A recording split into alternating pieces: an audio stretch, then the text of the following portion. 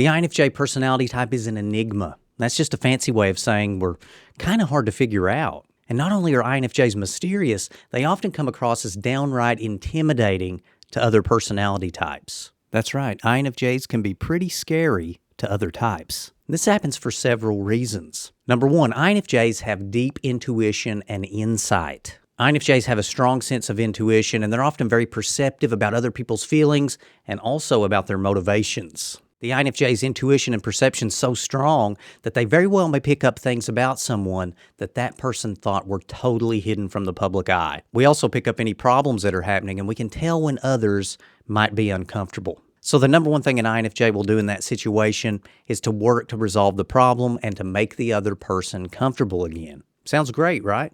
Well, in a perfect world, it would be. But unfortunately, we live in an imperfect world. So when an INFJ actually addresses a real problem and helps to clear it up, the INFJ is often going to be hated for it. Even though it was their problem that you fixed, they blame you because you revealed it. And this will happen even if the person is far better off after you help them. They still, in some twisted way, will see you as the source of the problem. And I'm sure you can see why this is scary to other types, especially if they don't want to improve themselves, if they want to keep their problems hidden, because in fact, they can't keep their problems hidden from the INFJ. We see through their mask, we see through their veil. Number two, INFJs mirror in a loving way. As INFJs, we tend to mirror other people's actions, their body language, and their tone, and we tend to do this without even trying. Now, this is actually taught as a skill in communication classes, in charisma classes, so it's a very cool quality to have naturally. And having this mirroring ability means we can make others very comfortable with us very quickly. And that's definitely our goal as INFJs. As INFJs, we want everyone to be comfortable. But what this does is it leads people to open up to us very quickly. In my own life, I've had people share very deep things with me right after meeting me. Now, this is actually fine with me and can possibly, depending on how weird it is, make me feel more connected to that person. However, it's a double-edged sword. Often after people have a deep conversation with an INFJ, they will start avoiding the INFJ. I personally believe that this is because they feel embarrassed that they shared so much with you so quickly. In addition, these people may think that the INFJ is going to spread their secrets around, gossip, things like that. And we really won't. It's not an INFJ thing to gossip. So I think that makes them feel like they just can't trust themselves around us, that they're going to tell us too much, they're going to spill too many beans. Like we're magical and we're able to cast some kind of weird spell on them or something. I thought it was just being nice. Number three, INFJs have a high intensity of emotions. As INFJs, we experience emotions very deeply, and we can be very passionate about our values, about our beliefs. In other words, we probably have some pretty well thought out opinions about things. And in a world where most people go with the flow, they go with the group, they just follow groupthink, this is going to be overwhelming to say the least. It's because these groupthink people are usually more reserved and they're less in touch with their own feelings, their own thoughts. They're just kind of going with the flow. And I think this means that oftentimes these people are very afraid of their own emotions. Well, INFJs aren't afraid to bring those emotions out and to look at them. They're not afraid to discuss deep topics and to actually think about them, to bring them out, try to get everybody's opinion, see what they really think. And this can really freak people out. And in addition, INFJs are very strong logically and emotionally.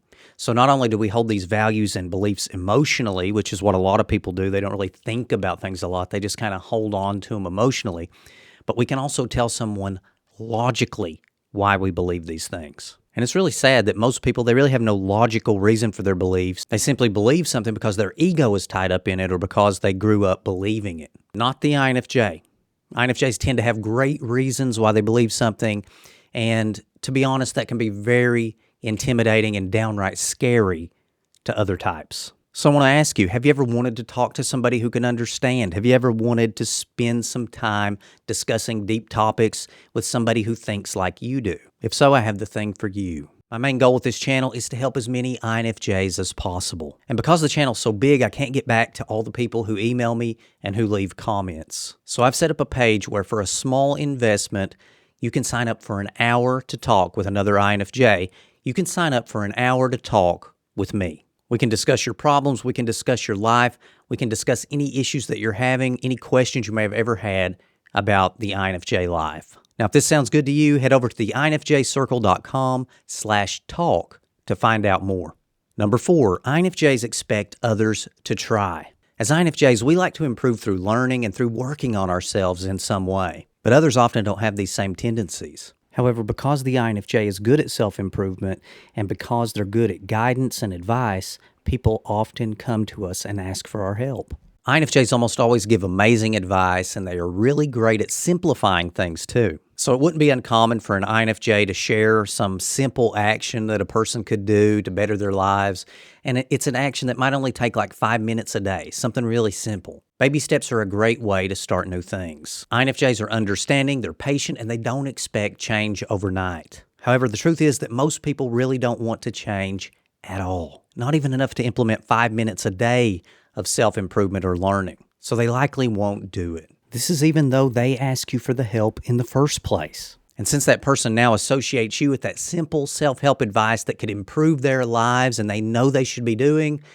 they are likely going to start to avoid you. It's that fear factor again, and one of the reasons they're avoiding you is they're afraid you're going to ask them if they started doing the thing that you recommended. And they're going to have to say no. So this is definitely another way that INFJs scare and intimidate other types. Number 5, INFJs have a mysterious demeanor.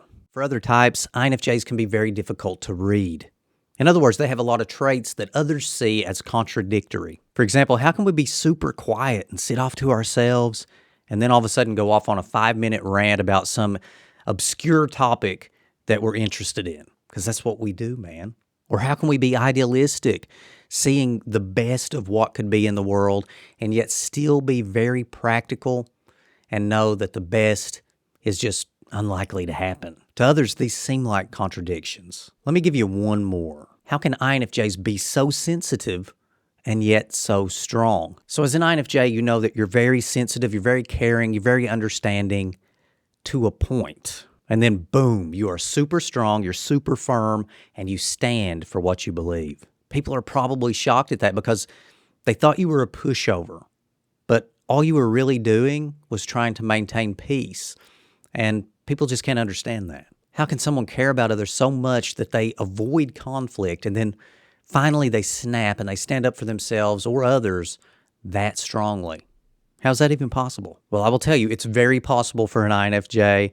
All INFJs know about this, and that change, that shift, that definitely scares other personality types. Number 6, INFJs desire an authentic connection. Now, as INFJs, we often seek deep, meaningful connections, and this can make casual interactions feel superficial and kind of unsatisfying to us. But what I've come to figure out over time is that just as we desire a deep, meaningful connection, most other types desire a superficial connection. In other words, most other types just want to talk about surface level things and keep their mind off of any issues that they may be having in their lives. They are looking for distractions, not solutions. And the INFJ is just a solution-oriented human. We like to get down to business. We like to discuss things that could possibly help us, the other person, or the world move forward. Now, this definitely scares other types, and it's also another one of the reasons that people will often ghost us after a few interactions. Number 7, INFJs have strong values. As INFJs, we tend to have clear and very deeply held values,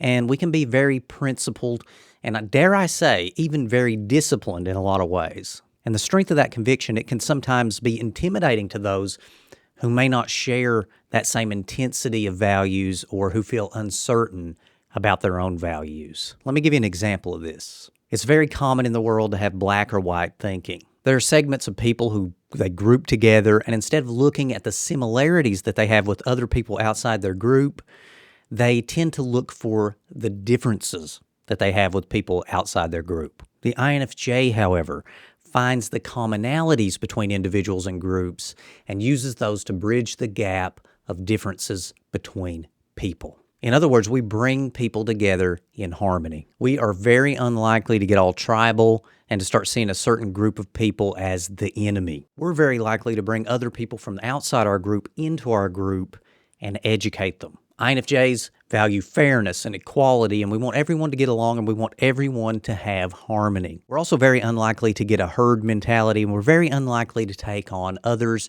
value systems. We arrive at our value systems by carefully thinking about them and then choosing them for ourselves. And in a country that seems to be getting more and more divided all the time, this can be a very intimidating quality to have indeed. While INFJs may seem intimidating at times, they have a genuine desire to understand and help others. And this can lead to some amazing and rewarding relationships when the INFJ's depth is appreciated and understood, which is not often enough. And if you'd like to know the real reason why people don't want to be friends with the INFJ, watch this video next.